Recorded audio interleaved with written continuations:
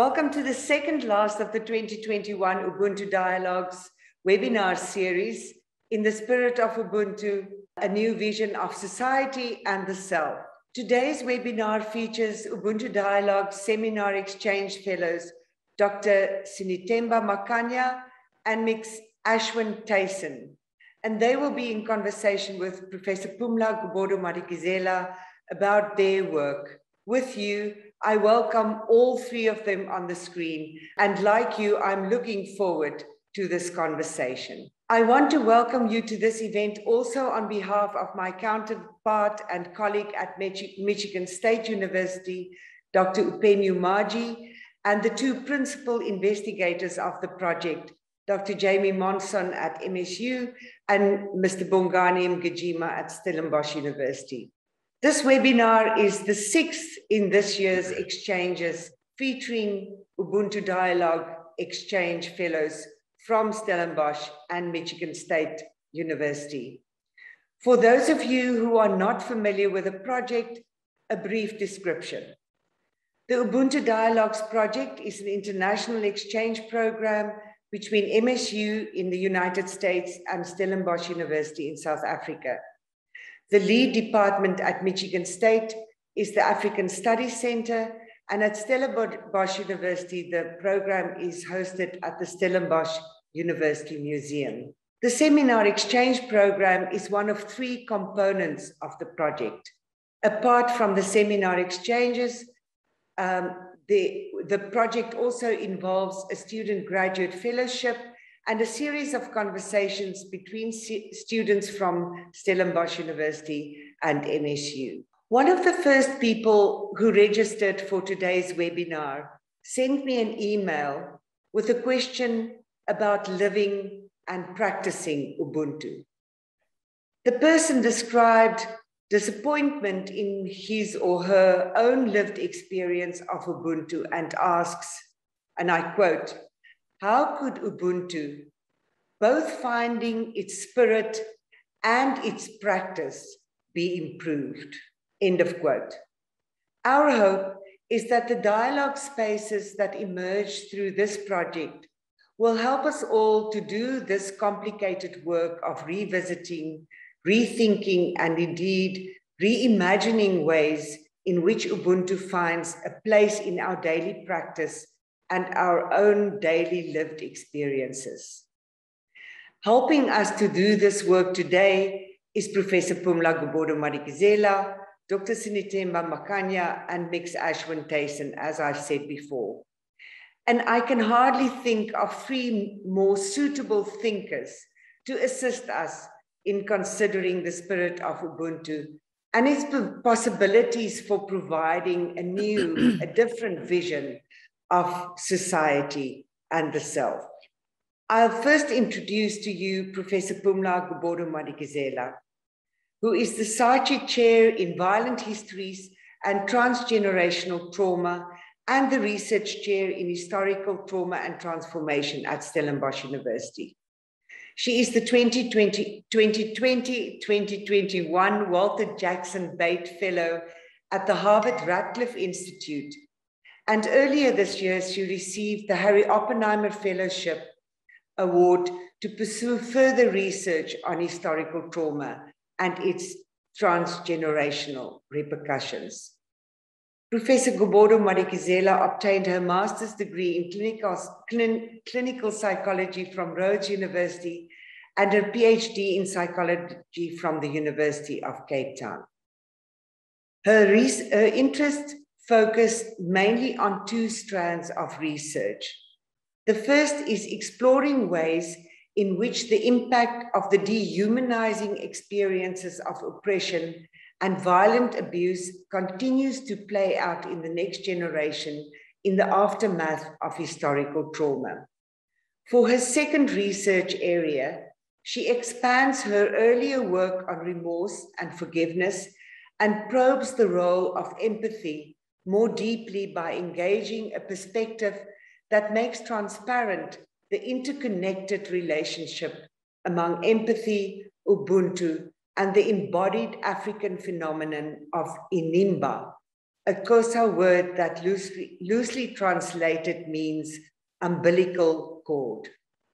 The goal is to find a richer, deeper, and more complex understanding of empathy that takes into account an African knowledge archive.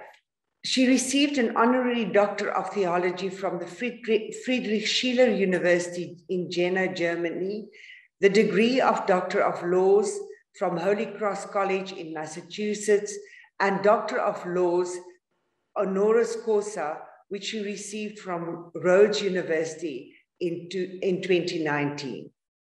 In 2005, she was honored among 100 people who made a difference, and her name appears on the permanent exhibition Hall of Heroes in the National Underground Railroad Freedom Center in Cincinnati. In 2010, she received the Social Change Award from Rhodes University for contribution made by leading psychologists to social change in South Africa.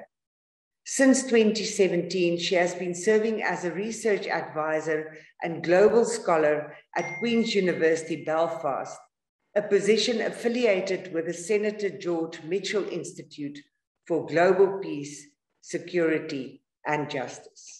Ms. Ashwin Thyssen is a doctoral candidate in the Department of Systematic Theology and Ecclesiology at Stellenbosch University, where he is also a lecturer in church polity, church history, and religion and law.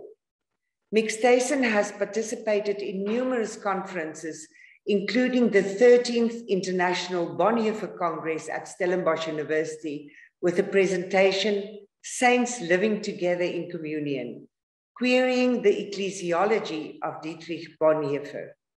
In 2019, he reflected on the lessons from South Africa's Fallist movement at the 8th Winter School at the Faculty of Theology in Stellenbosch in a presentation titled Reflections of a Born-Free Fallist. And at the Theology from Below conference at Stellenbosch University, he presented a presentation titled Discipleship as Project of Hope, Feast Must Fall, with reference to Russell Botman. Ms. Thyssen's current research concerns the intersection of religion, race, and sexuality, with particular focus on the manner in which these social constructions allow people to exist in the world. Ms. Thyssen's doctoral dissertation is titled, Oh My Body, Constructing a Black and Queer Theological Anthropology. Ms. Thyssen is a student activist and regularly contributes to South Africa's social discourse in the news media, focusing primarily on youth, gender, and sexuality discourses. One article that caught my eye was, Why are politicians only religious before an election? Which appeared on Network 24 and The Student in 2019, but had particular relevance since we've just had our local elections in South Africa. In 2020, Ms. Thyssen received a Rector's Award as one of Stellenbosch University's top students. Dr. Sinethemba Makanya is a research fellow at the Center for the Study of Race, Gender, and Class at the University of Johannesburg. She serves as an academic coordinator at the Department of Family Medicine and Primary Care at the University of the Witwatersrand. Dr. Makanya completed her PhD in Medical Humanities and Psychology at the Wits Institute of Social and Economic Research, or WISER as we know it, at Wits University. Her research interest is indigenous knowledge systems and how the application of these philosophies and practitioners of these, Izinyanga, Izangoma, etc., can contribute to the strengthening of theory from the global South. In her thesis, Ukugula Kwabantu, the constructions of mental health by traditional healers in a peri-urban context, Dr. Makanya draws on her roles as student and traditional healer to focus on constructions of reality, knowledge, the human, and health, centering the African paradigmatic worldview as understood through her initiation into traditional healing. Dr. Makanya has also lectured at Drama for Life at Wits University, as well as at the University of Pretoria, and as a Fulbright scholar, she completed her master's in drama therapy at New York University. Her publications include The Missing Links, a South African perspective on the theories of health in drama therapy in the arts, in psychotherapy, and a chapter titled Between the Traditional and Theoretical, Forms and Performances of Treating Depression in Traditional Healing, in the handbook Applied Theatre, Performing Health and Wellbeing, published by Cambridge University Press. Dr. Makanya was one of the Mail and Guardian Young 200 list in science and technology for the contribution of her research in demystifying the praxis of traditional healing and for its role in centering Indigenous knowledge. She was also a winner of Wits University's Fame Lab competition. Fame Lab is supported by the British Council in support of excellence in science research communication. I'm going to ask Dr. Makanya to start today's conversation with her vision of Ubuntu from a traditional healer's perspective. Prof. Pumla will then have an opportunity to engage her on the ideas that stood out for her.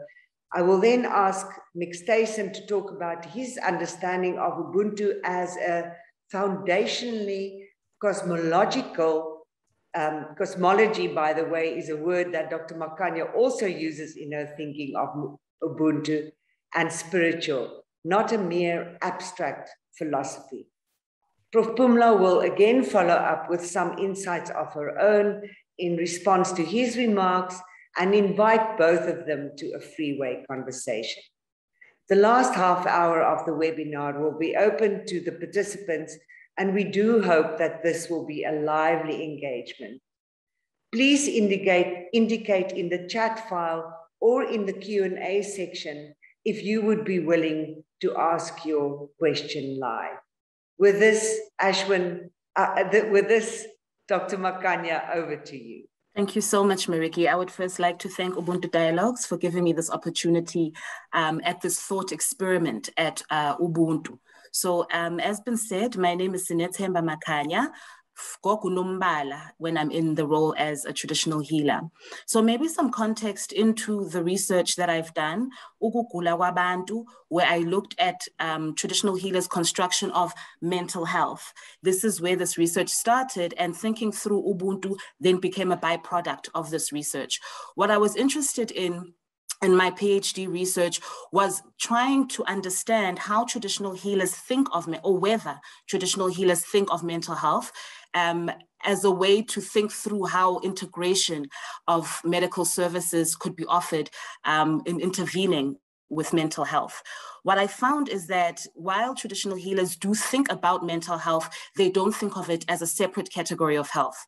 What I had to be quite particular about in my research is that I wasn't coming at it from a Euro-American lens. As Nhlanhla Mkhize would say, it's really unfair to import theories and frameworks from the global north to try and figure out phenomena in the global south. And so I thought, as a traditional healer, as a student of drama therapy and psychology, I would foreground my traditional healer self in speaking about traditional healers and trying to understand how it is that they construct health and or mental health. my first point of reference was to understand what I call the African cosmological view of reality in order to see how it is that traditional healers construct umuntu or ubuntu bomuntu. And so in this research, ubuntu doesn't become a general category of humanity, one that we would say that everybody has, but rather ubuntu becomes a quality that's accessible to abantu. Harriet Ngubane, in her book, Body and Mind in Zulu Medicine, would say that we have what we call natural causes of illness, which are, you know, our Western doctors can also deal with. And then we have what we call ukufa kwabantu, which is directly tied to the philosophy stemming from Abantu. And she's quite particular to say Abantu means people of color. And while we can generalize certain aspects of Ubuntu, in my research, I was quite particular to say Ubuntu is a quality that is accessible to Abantu. Yes, universals apply, but we really need to look at it from the point of view of Abantu so that we do away with the erasure of Abantu. Part of the reason why then Ubuntu became an interest in my research is really understanding, well, what is Ubuntu from the philosophy of Abantu, particularly irritated by the view that Ubuntu is for everyone, the commodification of Ubuntu, using Ubuntu as a copy and paste in various types of philosophies without really considering from whence it comes. And so in my conversations with traditional healers, as a byproduct of the research, I was able to maybe better understand, although it's still a work in process, it's still a thought experiment, I was able to understand what Ubuntu is and where it comes. And so we started from the African cosmological view of reality, which in the way that I've thought about it, or in the way that it came out with my research with traditional healers, we find that it's made up of different types of realms. The immaterial realm, which I guess we could call the spiritual, and then the material realm, which has the humans and the animals. So within the immaterial realm, again, it's also categorized, where we've got creator beings. In my mythology is Nomkhubulwane and Umvelingange. Maybe other people would call these deities, God, etc., etc. It differs across peoples in Africa. And really, this is the point from whence we start when we're thinking about reality within the world.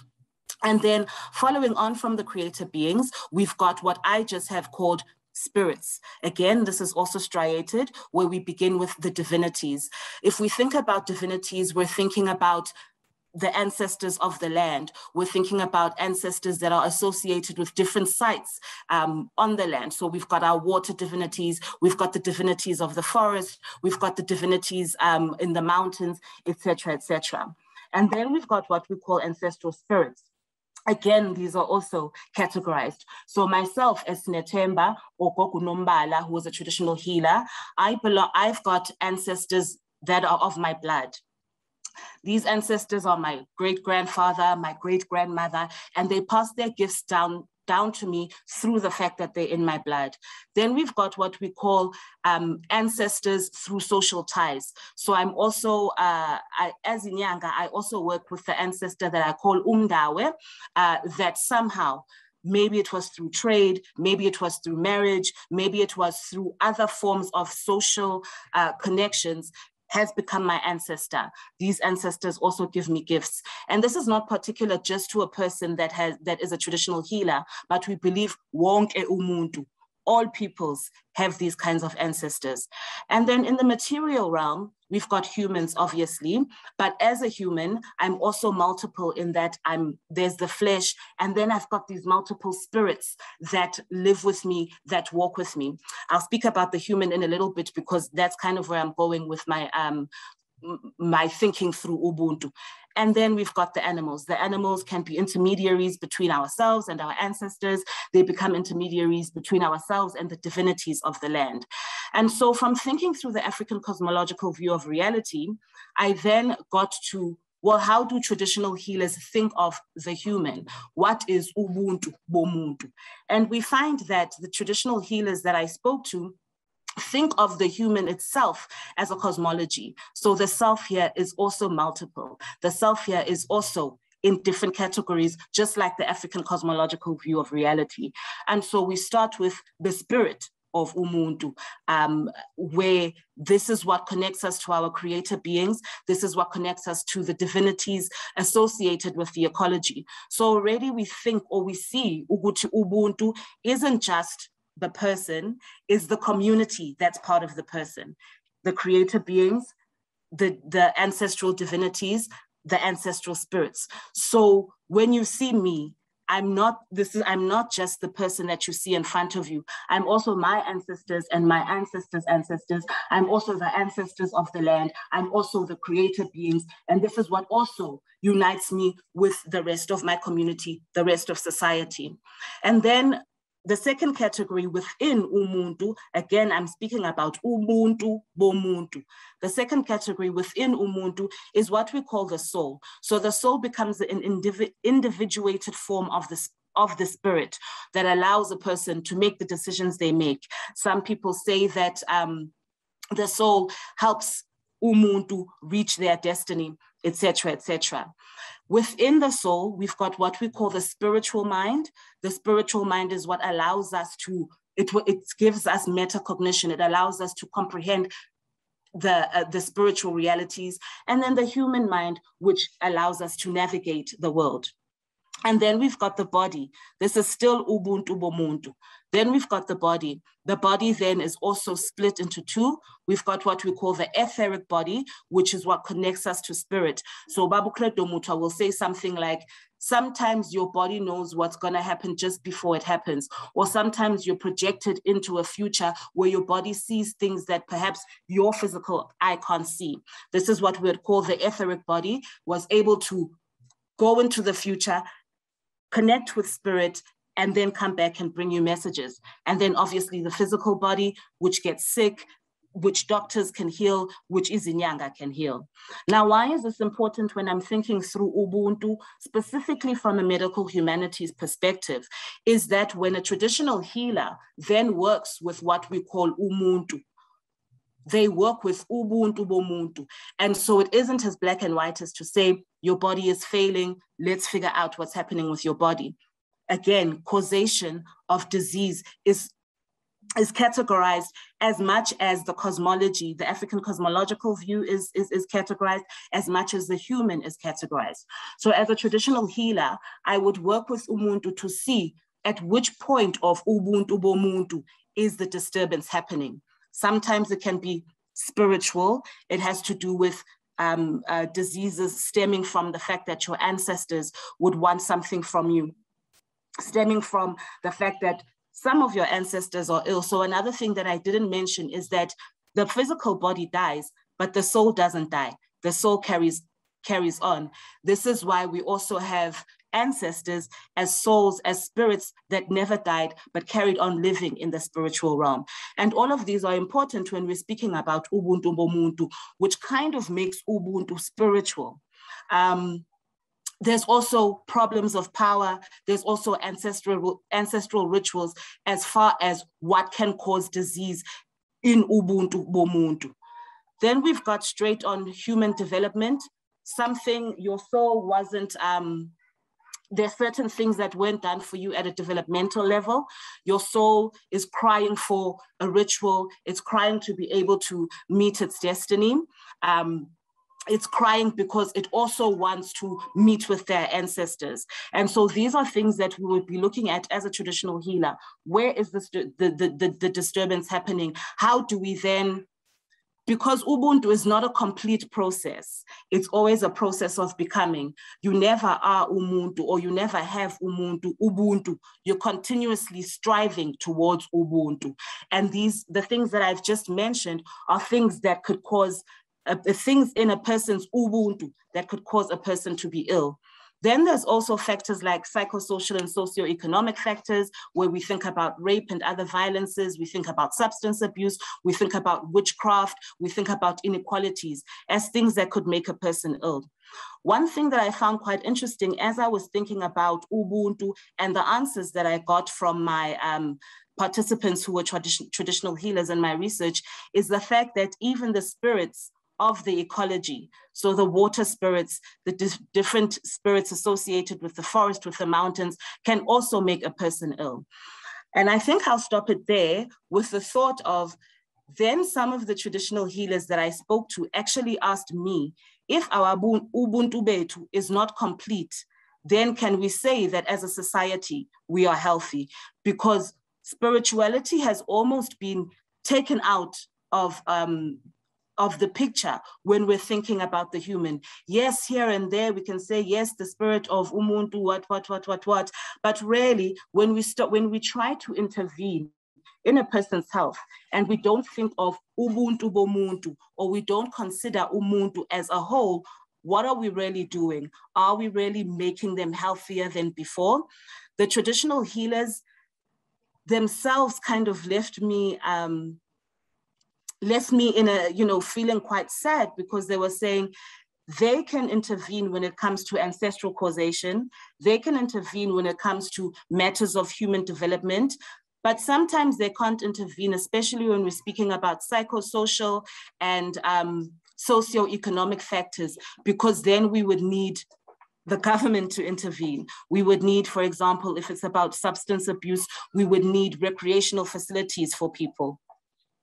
As an end note, I guess I'll leave you with this question about Ubuntu, especially if we're thinking about Ubuntu not as an end goal, not as something that we automatically have, but as a continuing process. Does society today allow us to continuously be in the spirit of Ubuntu, and therefore does society today allow us to be healthy?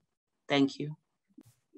Thank you so much, Sinethemba. What has struck me the most about your presentation is this perception of Ubuntu as something larger than what you see in front of you, that there is this extension of subjectivity which goes beyond just the mind, the face you see. The immediacy of the person in front of you is so much more, you are telling us, than what you're seeing in front of you. In other words, there is a string of relationships that are not only about the living, who my mother or my father or my sisters are, but they extend so much further than that. And so this brings me to questions around the notion of Ubuntu. Ubuntu, there is such a depth in that if we were to try to translate that, Ubuntu, the humanity of a person, doesn't really have that depth. But when you understand it in its meaning, Ubuntu, the essence of what it is to be called a person, there is a richness, a depth to that. And it seems to me that that's really what we want to talk about. City, hey, ngumntu lo mntu. Often when I go home and there are people, when they come, they enter the room and they leave the room, and people feel something about the presence of this person that they've left. Ngumntu lona, hey, ngumntu lona. When I was at the Truth Commission, one of our colleagues passed away suddenly, and I was home and I shared them what a wonderful person this is. And it so happens that it was a white woman. And so I said to them, Ebe nobuntu, ebe ngumntu. So I'm back at work now in Cape Town at the Truth Commission, and there's a memorial service, and each of us has to say something about this person. And I was relating to them how I spoke about her to my family. And I got stuck because ngoku funeka ndicela ukuthi ndathi ngumntu lona. And to English speaking people, it's a conundrum, because you want to convey that it's not that I'm saying she or he is a human being. There's something beyond being a human being that really matters about this person. There is something about the personhood or the personness of this person. And that is the essence. And so I'd like us to spend maybe just a few exchanges with each other, just to talk about, where does this come from? How do we represent it in our relationships? Ubuntu, bomntu, umntu, ubuntu, bomntu. How do we, besides the notion that umntu ngumntu ngabanye abantu, which also complicates the explanation. So how else might we convey the meaning of this ubuntu, bomntu, that, we really want to get to the essence of? Professor, that is a difficult one. I think I was also, as I was trying to prepare for this presentation, I was fumbling over my words, because I was like, some things should be said in Zulu. Some things should be expressed in isiZulu, because in the English language doesn't quite capture it. Even the maxim that you're saying, umuntu, ungumuntu, ngabantu, is almost, it's a summarized version of it, because I would argue, yes, it does have it, because if we say ngabantu, we're not speaking about other physical beings. We're also speaking about the spiritual beings. In my worldview, we also believe that the earth, the land, is umuntu, because the earth and the land is also alive. And so when we're speaking about umuntu, I would say it's difficult. Yeah, English makes it difficult. In isiZulu, traditionally, we never used to say sawubona when we're greeting a person. That's something that's more recent. In isiZulu, when we're greeting a person, we say sanibona, which is the plural of I see you. It's I see you all, meaning that you are greeting not just the person that's standing in front of you, but you're greeting the person's family alive, or having crossed to the other realm. You're greeting a person's, what in English you would call totems, where each and every family has an animal totem. So you're even greeting that totem. You're even greeting the land the person is walking on, to try and convey the fact that I don't just see you, I see the army of everything that you're bringing with yourself. And that is the only way I think I can really speak about it in a way that perhaps we can understand the gravity of the self as multiple. So if the self is multiple, then society, in thinking about the vision, a new vision of society and the self, then society must be multiples of multiples that are in the society. It's a grave concept. It's very deep as a concept. It's something that you feel, even in the isiZulu language, when my ancestor comes, I will burp, or I will almost go into trance, to show that I'm traversing multiple realities. And again, this is not something that's only available to me as a traditional healer. It's available to everyone by virtue of the spirits on the cosmology, by virtue of the spirits of the land.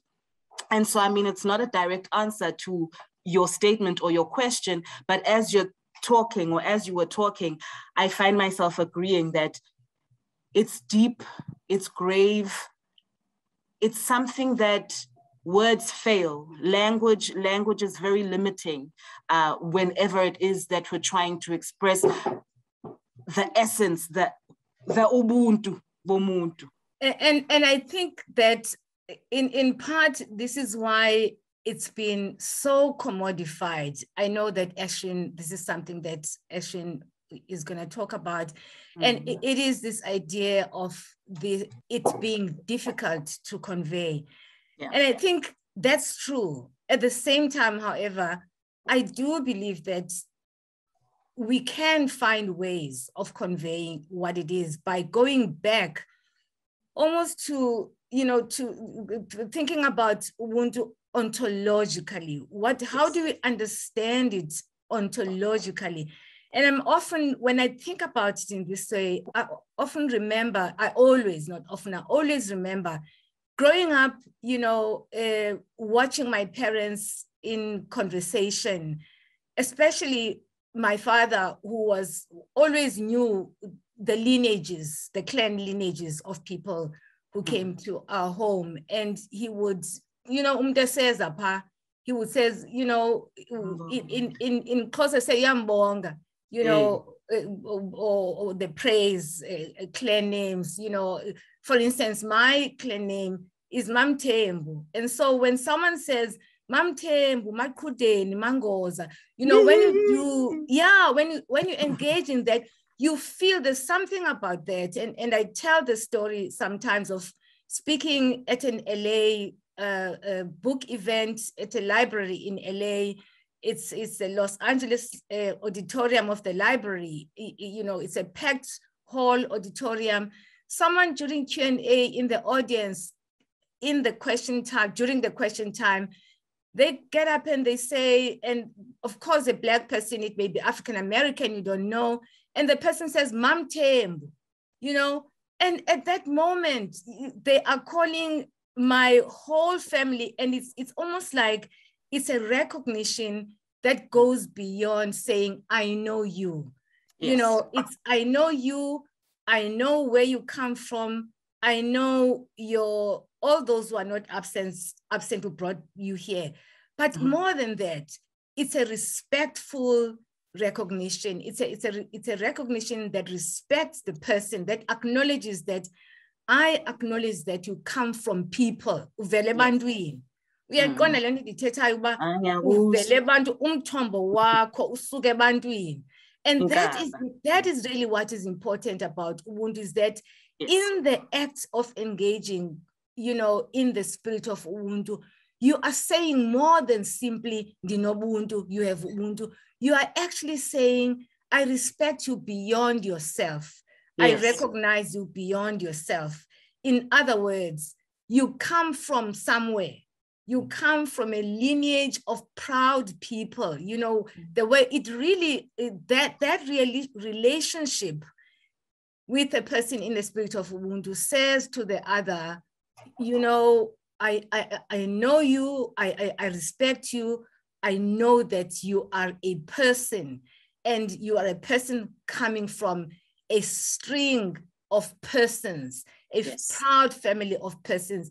That's why Isibongo zibaluleke kangaka, because the clan names are not simply an African thing that you can say, oh, this is an African thing. They go beyond simply just being an African thing. They're really about modeling what it is to recognize the other.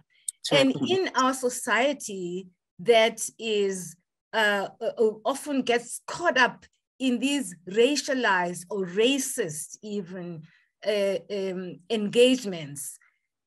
We would be better off if we knew what this essence about knowing the other means, the essence of Ubuntu.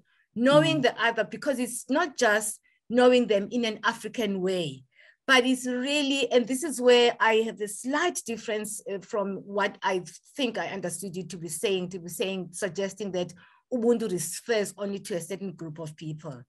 I differ from you in that, because I feel that it's possible to expand Ubuntu so that even in our racialized context, there are imaginations, or we can engage in imaginations that allow us to transcend the self, so that we can find it possible to connect with the other in that way that, for instance, that person who stands up in that audience says, Mamthembu, because they're not only praising me using my clan name, they're saying we belong to something, you know, and I recognize the lineage of others who brought you here.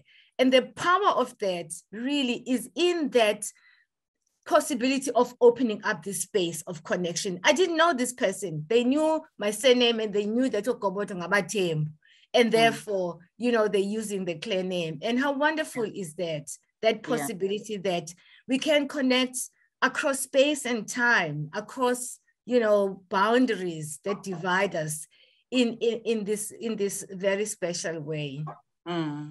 Yes, no, I completely agree with you. I guess this is why my presentation was roundabout. I found the same difficulty as I was writing my thesis, in that I almost had to go back to the very beginning to understand, Uguti, this is how Africans view reality. This is who's on the African cosmological view of reality. Before then, I had to speak about who Ubuntu is and what Ubuntu is.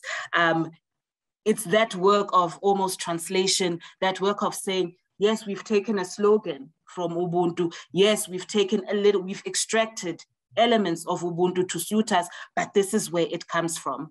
And sometimes I say, I speak about Ubuntu as a quality accessible to Abantu, not to be divisive. Not to say, no, this belongs to this person, this doesn't belong to this person. However, if I'm coming from the sad reality of colonization, apartheid, the fact that we've been able to oppress people that we didn't consider Abantu, that we didn't consider humans, that means that if Black people have been oppressed, certain elements of Ubuntu belonging to these people have also been oppressed. They've been extracted. We are viewed as less than human. Sylvia Winter will write about, we need to now expand what it means to be human today. She says that from the point of colonization, our colonizers were able to say what we consider human is a middle-class man. Anything less than or anything that's not that is a lesser than human, therefore it's deficit, therefore it's ill. So when I kind of make the statement of Ubuntu, Babantu, it's also as a way of restating the humanity of Black people because it's been taken away from us. And by coining Ubuntu as a philosophy that is for everyone, I think it continues with that kind of erasure. I always say, I say this to make that point. I say Ubuntu or Babantu to make the point of, please do not erase us anymore. So much has been taken from us. Now we need to give it back. Now we need to reclaim it. Part of my research is a reclamation of Ubuntu Betu. But of course, I completely agree with you. Pauline Huntunji, who's an African philosopher, speaks about indigenous philosophy, endogenous philosophy. He says that we can start from the indigenous and then we can globalize. And this is my attempt then at globalizing something that is very context specific and saying that this then can be generalized to other people, but let's not forget Abantu from whence it comes so that we don't continue hurting Abantu from whence it comes. Enkosi Sinethemba, siyabulela, sawugqithisa ke ku Ashwin. Thank you so much. Wow, I don't know how to hold this moment now, taking the conversation forward, because I am in awe. But I see Professor Xolile Simon is joined. I must say, I love the bit about the untranslatability of the concept of Ubuntu and how it speaks to more than just language. It speaks to the depths of our souls. And at the institution where I teach, in the Faculty of Theology, with our sort of Western commitments, it is often difficult to do our work, which is profoundly spiritual, and to do so without this rationalist approach. So I will take Sinethemba's work further by sort of looking into this thought experiment in this very spiritual way. So I think South Africans are not estranged to the concept of Ubuntu, and we are not estranged to just the spiritual dimensions of our political and social political imagination. I mean, for me, it's in our very national hymn, Nkosisikelele Africa. It's foundationally spiritual. And part of the song that was omitted from the official national anthem, of course, we know is Yihla Moya, Yihla Moya, Yihla Moya Ngcwele. And I think that touches to the very heart of our considering of Ubuntu, where I make the claim that it is a spiritual orientation. And it should help us with present day conceptions of morality. So the paper attempts to do three things. First, my contribution here attempts to do three things. First, it comes to terms with the cosmology at work within the idea of Ubuntu. Second, I consider the commodification of Ubuntu in the present market of ideas. And then thirdly, I construct a sort of a doctrine of Ubuntu that takes account of South African history, while foregrounding notions of temporality, spatiality, and embodiment. So what is Ubuntu's cosmology then? I find it no surprise that it is part of our discursive lexicon. The reason Ubuntu is essential, I think, is because of its relational character. Our humanness is in the very fact that we are interconnected and interrelated. So informed by this, I draw on the African theologian Joe Capolio's conception of culture, where he says culture is therefore the best milieu for understanding human beings in sub-Saharan contexts. Culture, because culture is dynamic. And so for Kapoor, he sort of describes 7 values that inform an African anthropology, that informs an African way of life. And the first value is that of religion and spirituality. We are primarily and foundationally, African people are primarily and foundationally religious people and spiritual people. And so we make no distinction between religion and spirituality, as can be presently observed in the global north, where people say they're not religious, but they are spiritual. So we seldom make that distinction. And so closely related to this is the second value, and that of spiritual activity. So we participate in spiritual activities. And here people like Sinethemba, Makanya are traditional healers, and the important work that they do amongst us and with us, sort of acting as conduits. So I think that is quite important. And the third value is one's commitment to the group. So we see ourselves as primarily collective and not individuals. A fourth value is ukulelapo, that I must exploit circumstances in such a way, or I must utilize circumstances in such a way to benefit the collective. And then the fifth value is life after death, the recognition that our living, as Sinethemba has highlighted, does not end at death, but it continues into the realm of the ancestors. The sixth value is the concept of time. And that is our conception of time is that it's primarily present and past and present. There's really not a conception of a long future, but there is a conception of a sort of a day-to-day future, but we focus primarily on the past and the present. Now we'll return to this understanding of history again later. And so time is considered in phenomenological terms. And then finally, the final one is the concept of truth, and how truth is socially negotiated. So collective, the community, the sort of determines what truth is. So when we discuss Ubuntu, I think these 7 values help us in understanding the contribution Ubuntu could make and the conception of Ubuntu could make to our community. And so we then find ourselves globally and also more locally with 2 immediate problems right now. The first problem is the rise of right-wing populism and how it threatens our conception of the democratic state, especially given that our democracy is as young as it is. We should be very concerned with the rise of right-wing populism. So problematizing right-wing populism, Makanya notes that all these manifestations of right-wing populism share a common feature. They attack or even compromise the core elements of democratic societies. As such, such as the separation of powers, protection of minorities, and the rule of law. So this brand of politics, according to Makanya's logic, is aggressive, it is racist, it is misogynistic, and it is socially conservative. In short, right-wing populism reduces political debate to nothing but rebuttals against progressive politics and disregards complexities and nuance. And so I caution those of us in the global south who might be thinking that we do not have the problem of right-wing populism in the way that it can be seen in the global north right now. We must be reminded of Bolsonaro and Modi.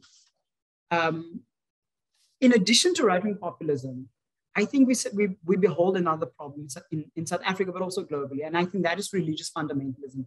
I, of course, am a trained Christian theologian, and I have much concern for the way in which religion is not only allowed to play out in society, but also in the way that it plays out in society and is it is allowed to live, and which is profoundly conservative in South Africa.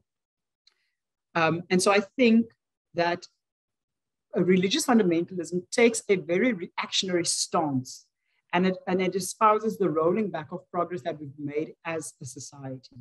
And so fundamentalism as a concept has been stretched both in time and space to include contemporary religious movements active on different continents and encompassing not only Christian, but also Muslim, Jewish, Sikh, and Hindu traditions as well. So it is linked to a diversity of traditions, and we should be cautious to think that it only takes on a particular brand. And the reason I think we should be concerned with religious fundamentalism is for 3 reasons.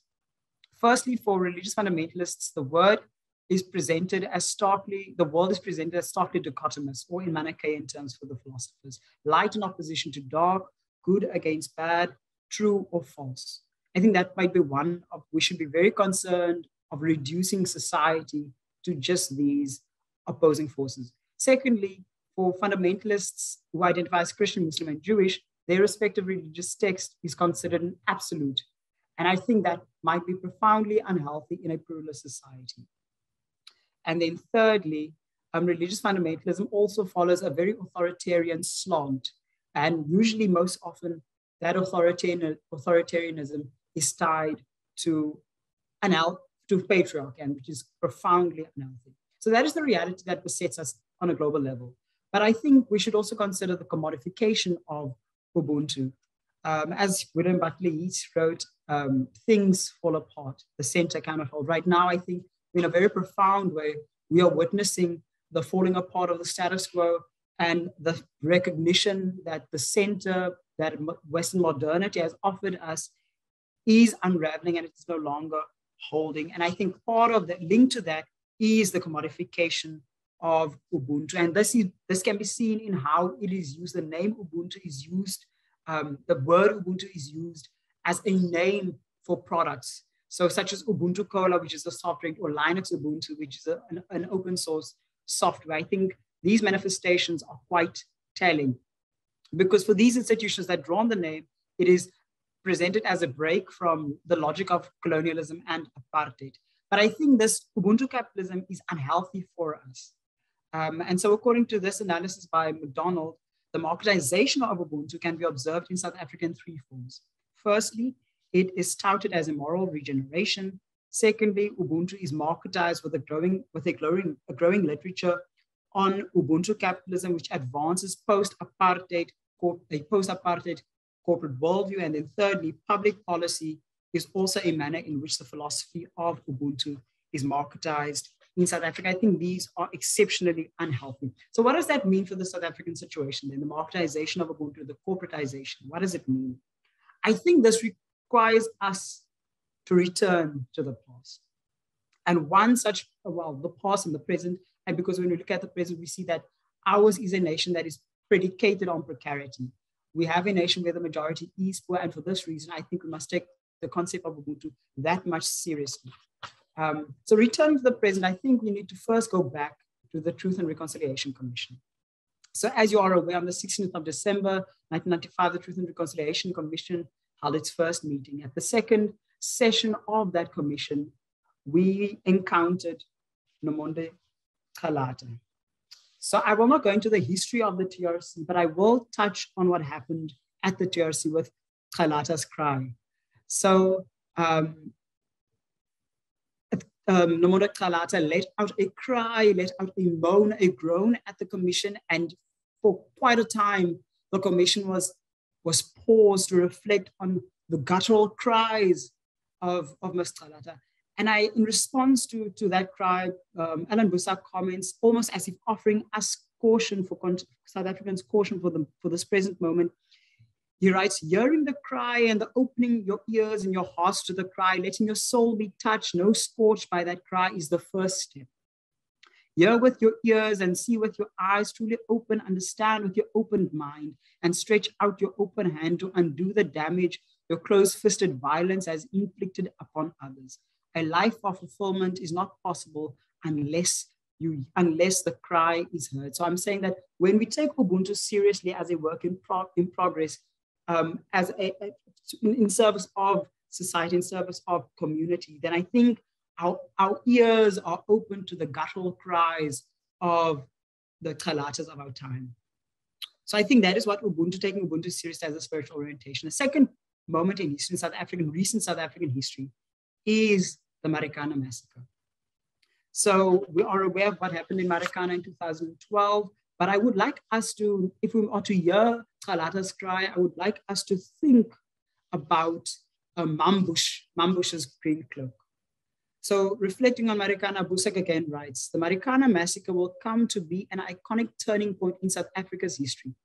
Just as the Sharpeville massacre in March 96 finally defined the apartheid regime and simultaneously redefined the struggle against apartheid, so Marikana will come to redefine both the ANC and I want to draw it out as more than that, the party political system in South Africa and the going struggles for justice in South Africa, end quote.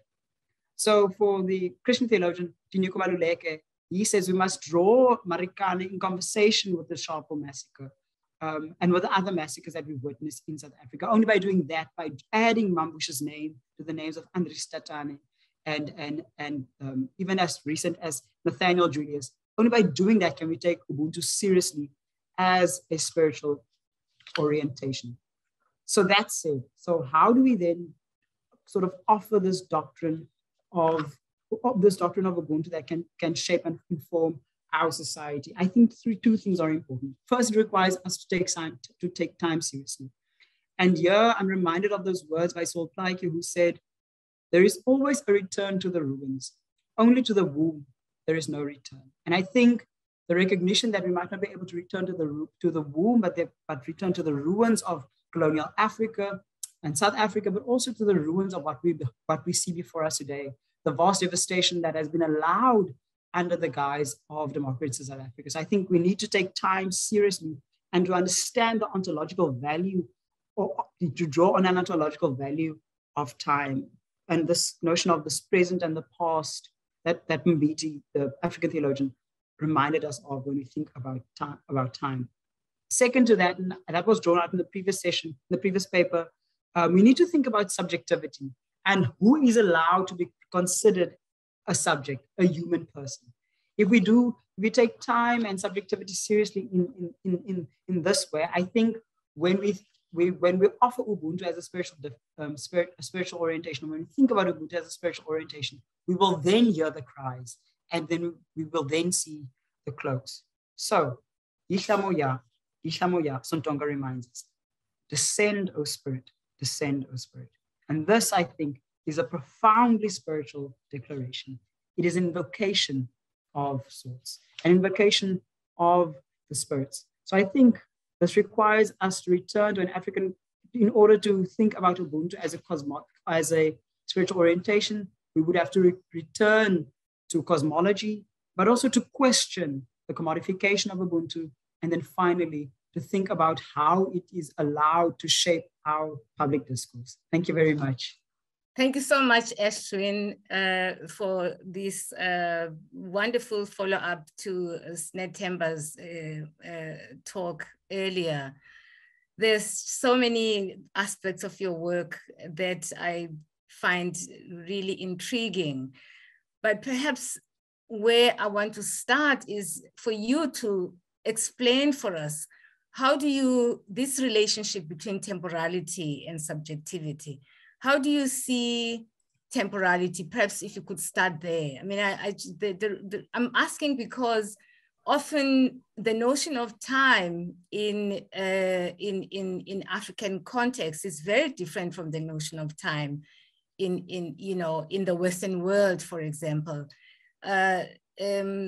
So I would like us to start there. You know, how do you understand it, and what exactly is it about temporality that you want to highlight here as a factor, you know, as an important factor in thinking about Ubuntu? So how I conceive of time as an African, and also as a theologian who does theology in Africa, is that I think it is, in a sense, I reject, to as far as I can, I reject the Western conception of time as linear. I think time is cyclical. And I think, for cosmological reasons, it's also just because I see time as being seasonal. So I see it as cyclical. I also think when I reflect on time and temporality, I love, especially when I think about the notion of moya.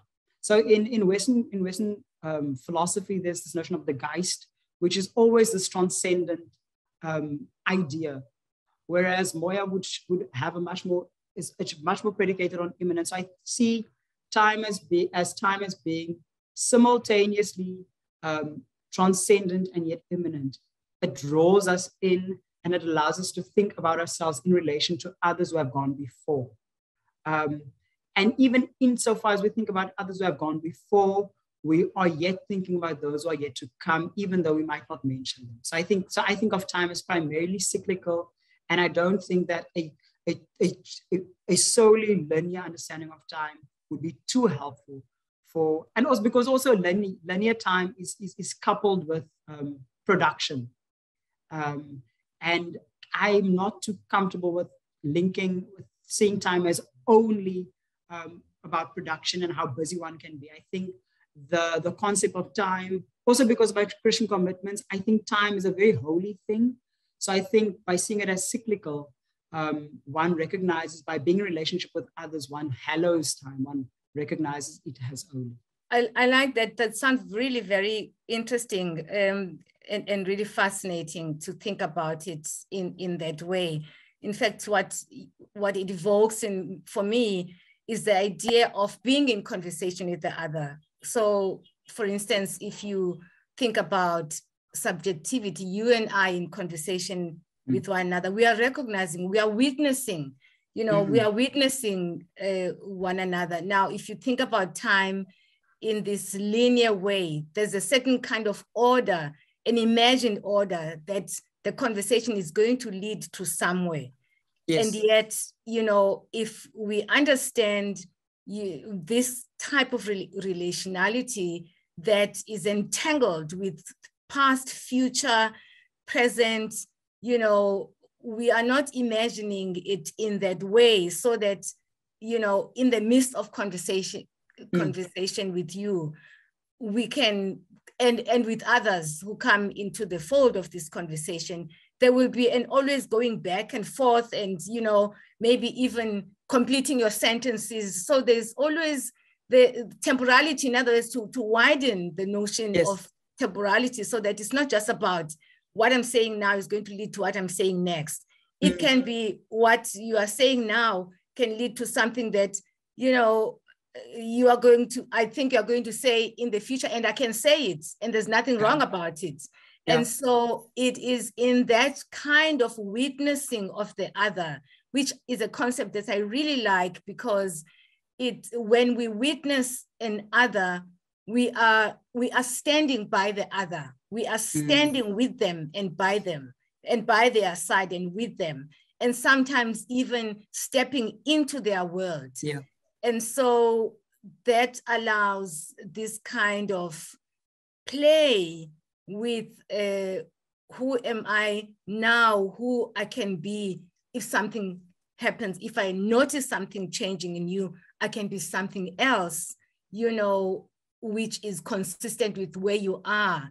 And so this kind of fluid type of relationship really breaks the boundaries of orderliness. You referred earlier to the Truth and Reconciliation Commission and Gobodo-Madikizela. It so happens that one of the doctoral candidates in our team is the daughter of the Calata fame, of Mrs. Calata. And so I recognize her as I'm using, her mother's story. But what is important about that moment, which relates very much to the notion of how we treat time and temporality and orderliness, is that Archbishop Tutu, who is supposed to be this chair with an orderliness that says next, or, now this is finished, he breaks into song. He starts the song, Senzenina. Now, it speaks very much to the issues that you are raising here, because Senzenina is not just a song. It's a song that means something for the people who are gathered in the room, and for this particular story that is told at this particular moment. Senzenina, what have we done? And he starts it, and in the call and response fashion that is so typical of African people all over the world, that we are hlabela, in other words, we are hlabela, senzenina, and then the whole house, follows in such a powerfully spiritual, emotional way that reminds us, as we speak now, actually, again, with this idea of thinking about other things, about the affectivity, the affects that are involved in this process, which are always so critical. Affect is not about witnessing in the legal court way, but it is witnessing in a way that really stands in the place of this person with all their emotions and transcending the self to be there with them. So the song, Senzenina, it's standing with Nomonde Kalata, and the audience stands with her, witnesses, you know, at this very moment. And that is what we mean by Ubuntu. It is really witnessing, because there is now suddenly this inextricable interwovenness of my story, Archbishop Tutu's story, the person sitting next to me, the ones behind me, the ones who are not even present. And so, because that's what that song captures, right? And that's what that moment captures. So very much in line with your evocation, what you're evoking here, the idea that we're connecting because, you know, we are inextricably interwoven. Our subjectivity is inextricably interwoven with the other person's subjectivity. It doesn't mean that I don't have an identity, but it does mean that in the way that we relate to Ubuntu, there is this openness, which is another important word. There is this openness that I will be touched, I will be moved, I will respond, you know, I will be responsible for you to become a person in the way that I relate to you. So all of these questions that you have raised are so important and really bring us to this point of how we are responsible for ensuring in this Ubuntu relational, you know, manner, ensuring that I am here so that you can be a person to me.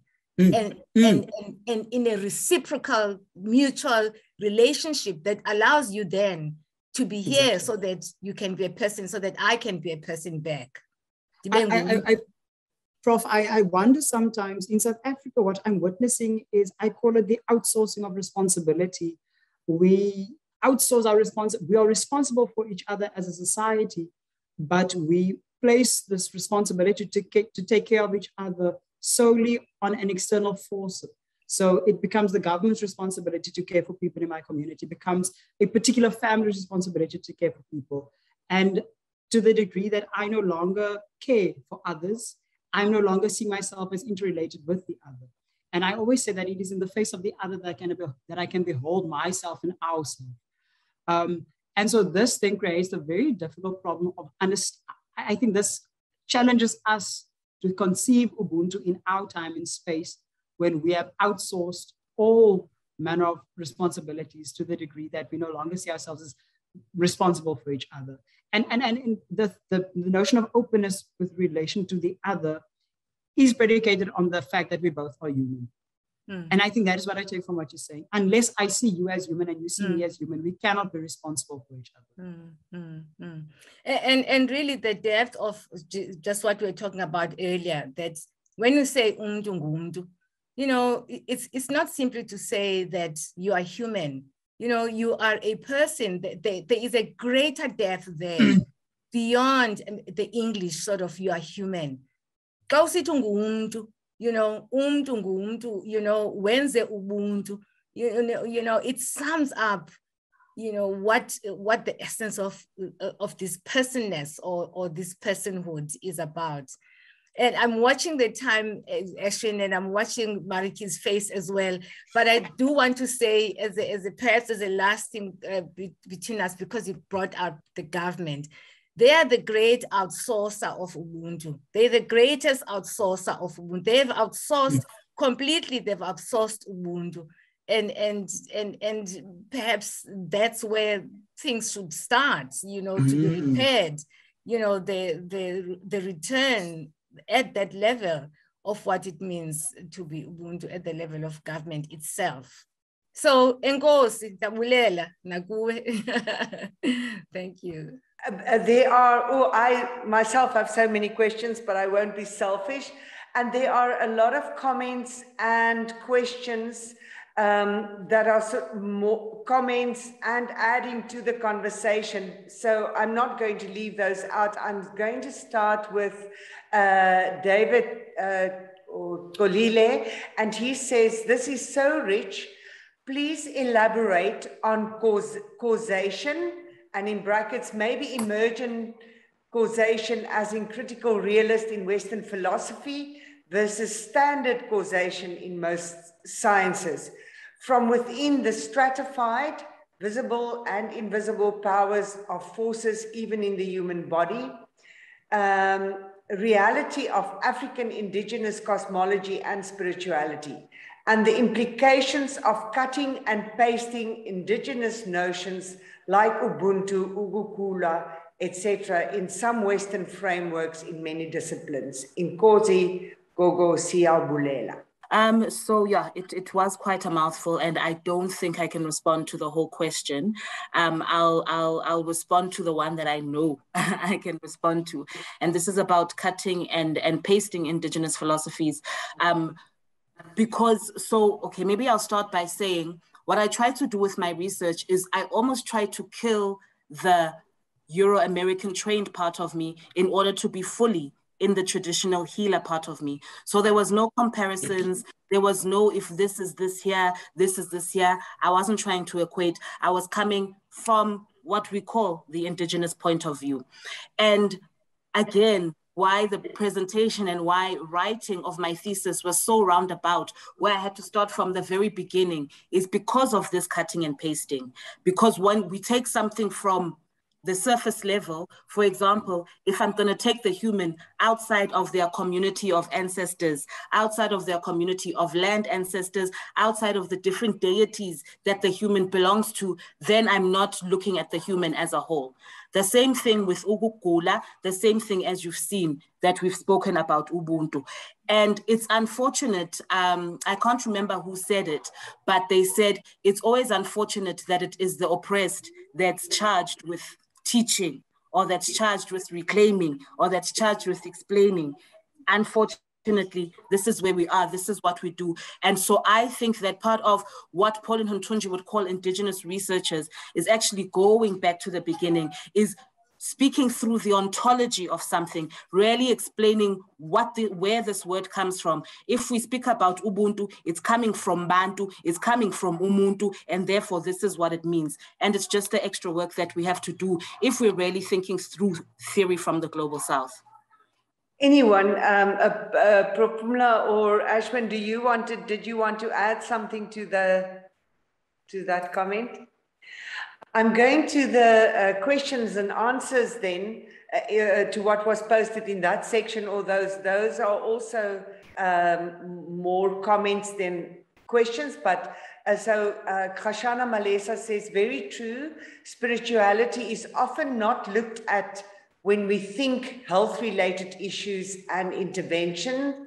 There was a similar a comment in the chat file, and I'm going to read that now. It says, thanks, Dr. Makanya, thanks for the presentations. What you say made you sad makes me sad too. The things we can see can be caused by the things we cannot see. Substance abuse can be caused by ill spiritual health, and then it can be healed by a spiritual healer, I believe. I am not one, but I think they should not see limits to their abilities to heal Ubuntu or societies. And then I'm going to go to one more comment in the Q&A from Elke Geising, and she says, thank you very much, truly awesome, as Thyssen responded to Dr. Sinethemba and Prof. Pumla. In my culture, Northern White, a person, identity, gets systematically fragmented, split off into parts, which then gets treated or marketed to as a segment of the person. Dr. Sinethemba made me think of the popularity of Buddhism in white society. How can the African view of cosmology be brought into practice for fragmented identities like mine? I think there's a solid question there. Yeah, wow, okay. So maybe I should begin by saying that one of my greatest fears when embarking on the research that I embarked upon is the fact that if I'm coming up with tables and diagrams and explanations, etc., it can easily be taken and commodified. And so it was a negotiation that I had to have with my ancestors. I had to continuously ask my ancestors, how do you want me to write this? How should this be put down so that it doesn't become commodified? I'm not sure whether it won't be. And I'm not sure the more traditional healers come into South Africa's imaginary that elements of traditional healing won't be taken and commodified. So that was just an aside. In terms of how do we then piece together parts that have been fragmented, again, I would say that it's an orientation, right? It's not something that I can say, come to me, I'll put you together and you'll be fine. Ubuntu is a process of becoming. So I'm continuously practicing Ubuntu so that, and an interesting thing is one philosopher whose name I've forgotten right now says then that means you never are Ubuntu. You're continuously striving to be Ubuntu because you never have Ubuntu. You are continuously striving to be Ubuntu, to have Ubuntu, to the point where something that Ashwin spoke about later on earlier on when he was speaking about Marikana and he was speaking about fees must fall. I mean, I'm thinking of the violences that happened, in South Africa's history, is that sometimes it's not me, Sinethemba, the person who's crying. It's the ancestor who died crying for their land. It's the ancestor whose cows were taken away. It's the ancestor that was slaughtered. And so when we're thinking about healing fragmentation, I could heal you in front of me, but I wouldn't get to until I'm able to get to the ancestor that colonized or get to the ancestor that killed this grandfather, that killed that grandmother there. I sometimes in my interventions or in my treatments of people who come to me as a traditional healer will say to them, and I'm sorry if this is quite sensitive content, I just feel like maybe I should say it to prove this point. A woman will come to me who's been sexually assaulted, and I'll say, you're not the first in your family to have been sexually assaulted. In fact, it's I guess the contemporary word would be a generational curse or a bloodline pattern. So in order for me to deal with the fact that you've got trauma from your sexual assault, I also need to deal with the very first ancestor that was sexually assaulted that makes this a pattern in your family. Then I would have to make sure that they stop crying, heal them, so that down the line, you cleanse your family. And so I guess my question to that would be, there's no once off. It's also about going back to the ancestors. If I am a person of color whose land was taken away, somehow getting that land back, telling the ancestors, please can you be laid to rest. If I am a Caucasian person whose ancestors were colonizers, it's also about going back to those ancestors. You didn't do right. We need to lay you guys to rest because you also have some dis-ease in you because of now you're in the spiritual realm. You see that you've done something wrong. And so in me, the Caucasian person who is looking how to heal my fragmentation. Sinethemba, don't you, is there a possibility of thinking about the multiplicity of temporality in this case, so that it's not only about thinking about the ancestors who have gone before in the past, as you saw very much. I absolutely agree with that. In fact, this is something that in the work on transgenerational trauma, I'm working on.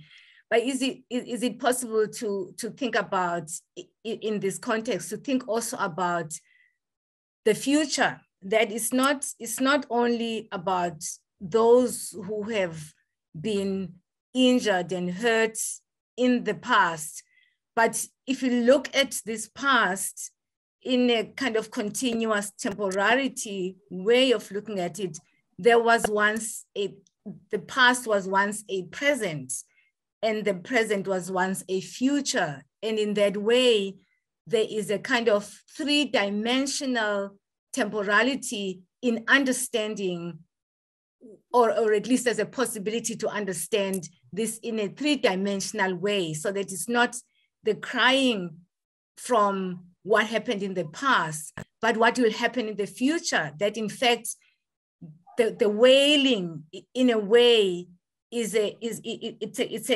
a staging of a future that is yet to come, so that, you know, it is then the work then of repair must necessarily be perceived in this way. As we say, it is unfolding because we know this is going to repeat in the future, because the present, it foreshadows the future.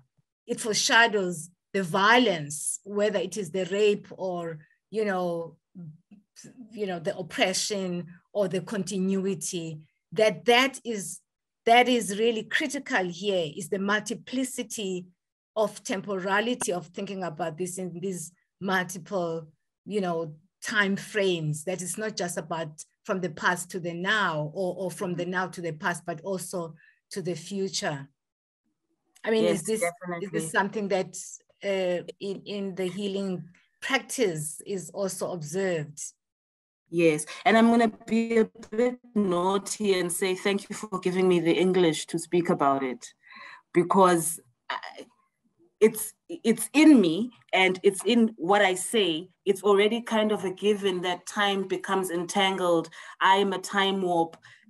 I don't have the language right now to speak about time. Actually, that would have been my next project, to think through then what all of these beings on the cosmology and what it means for time. So thank you for sparking that thought and giving me the English to speak about time at this point. Thank you for inspiring it. Thank you. Mariki, could I come in with response to that question? Because I think that question speaks to my soul. So one of the, I'm one of those people the government has defined colored on my ID. And one of the things I think we, as a society and as a grouping of people who are now colored, we do not think enough about is the experience of violence, not only presently, but historically. And how violence sort of shapes what it means to exist in South Africa as a person of my hue. And also even something as simple as language is a profoundly violent thing. So when I navigate Stellenbosch, because Afrikaans is, in a sense, I'm bilingual, so it's my home language as well. Navigating the space and experiencing Afrikaans as being both the language with which I pray to God and the language with which I speak to my mother, and yet it being the language of prehistoric and oppressor, it's within my body. I have to sit with the discomfort and the openness that in my history of peoples and my ancestry, there were people who came from all parts of the world, and I have to sit with the discomfort of existing in this world as a hybrid being, and opening myself up to the discomfort of that. So in response to Elke's question, I think Sinethemba has said, opening ourselves up to the discomfort of sitting with our ancestors, and also the discomfort of the violence of sitting with that discomfort is I guess what I'm trying to say, but allow oneself to be open to the process. I'm sitting with a question since I've started by saying this idea of opening ourselves up, Ashwin, I think is so powerful, because since Sinethemba started with where does Ubuntu start and who does it belong to, I had certain questions, and then the conversation between you and Pumla opened the possibility of expansion. But so I want to read something from David Kulile and then bring in the question that I have about the expanding, and it also links with something that you have said now, Ashwin. So yes, I agree with expanding Ubuntu, but within ontology, as you suggest, but how others receive it from their ontology is the challenge. I guess the others who have denied, undermined, and rejected African reality might need to be cleansed. Ideas, heart, actions by the Gogos and others. So my question then is, in that expanding Ubuntu, whose responsibility is that first step? Isn't it then Yeah, that the responsibility of taking that first step, opening yourself up for being expanded to become part of a sense of Ubuntu. I'm not sure if I'm articulating it very well, but it's that idea and the responsibility that is intriguing for me. I'm just going to read because I'm worried about the time. So Jennifer Wright says, I understand this to mean that we cannot move forward as a society until we create opportunities for remembrance and honoring ancestors, still amongst us and within us, to address intergenerational harm. And I'm just going to read one more comment. Or there's a question here from Vincenza. First and foremost, my thanks for this life-giving talk, a talk which helps us understand the weight of the question of what is particular and what is universal in relation to Ubuntu. My question is about the problem of modernity, or how settler colonialism disrupts ways of knowing the world and people. In a post-colonial world, a world in which countless spaces are ideological, disturbed by not only the colonial encounter, but the violence of civilizing missions, which are fundamentally ideological and a vector of Eurocentric ideals of the individual. How can these ideas, what Dr. Makanya cites as indigenous philosophy, find their way back into the world? Put differently, how can Ubuntu come to underpin daily life and state functioning without also being commercialized, as Thyssen suggests? So I can respond to, Sinethemba, may I respond to the sort of the second part of the question about the state functioning? So I omitted to mention that in the presentation, but I asked the question, where may Kgalata's cry be heard, and where is Mambush's cloak being seen? And so there's an NGO called Abahlali Njondolo who does this work of focusing on how do we create a society in which the dignity of all persons are recognized. And so I'm going to tap it into the chat function, but they have a website, and they, for me, are one of the ways in which people are doing the work of justice, but doing so cognizant of the spiritual dimensions involved in our African way of life. It will be a difficult journey. It will be a long work in progress. I always say if it took 1,000 years to colonize, it will take 2,000 to almost go back in time. But I think we've started.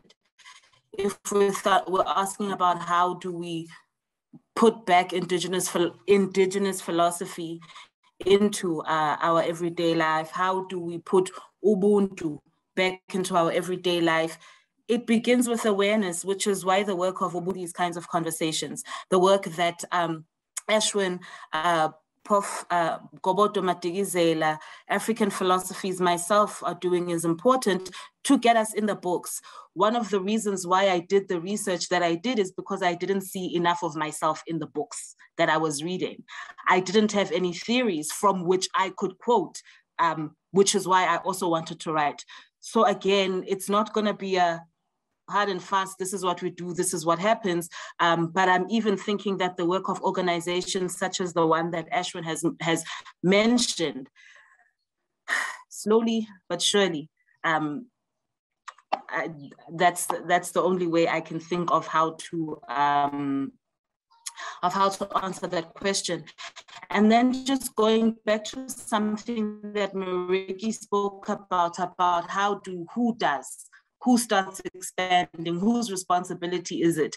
Who sits in the comfort or can try to do something, but it won't work unless another group tries to do something, unless we all can sit with the discomfort or the comfort or the tensions, and at some point speak about it. I do think that intra-cultural, intra-racial conversations are important as much as those are also important.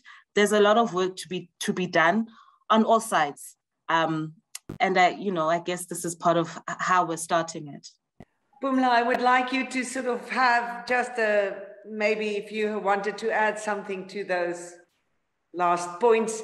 And yeah. Thank you very much to you both and to the audience as well. A thought that's sort of been sitting with me is about the core modification of Ubuntu, and perhaps as part of starting, that's what we should also try to avoid. I mean, I remember that when we had the 2010 elections, there was a slogan that we all embraced, 2010, Ubuntu 2010, beyond 2010, a nation in, I think it was one of the petrol stations or either Coca-Cola or BP or Caltex.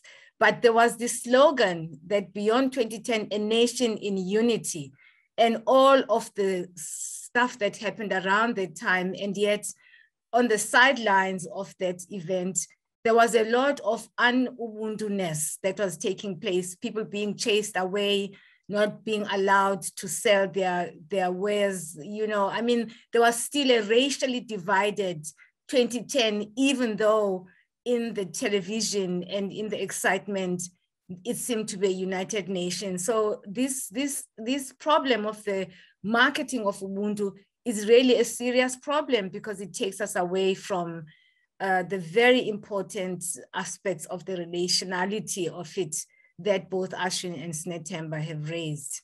Thank you very much. And I am always so sorry. Time really goes by so quickly in these sessions. You think an hour and a half is a long time and we're already over time. And I could see in the chat file that some people are having problems with load shedding, so we are losing them. And I want to say thank you so much to the three of you for such a rich and thought-provoking conversation. There is just so much to think about. To Sinethemba and Ashwin, thank you to the two of you for doing this work, for thinking about it as young people and for thinking about it in such interesting ways. And Pumla, thank you so much for your interest in the work of young people, always, that you are willing to engage with it and willing to respond and help us all think through these things. Thank you very, very much. I just have to say thank you to those indispensable individuals who are always behind the scenes to make these things possible.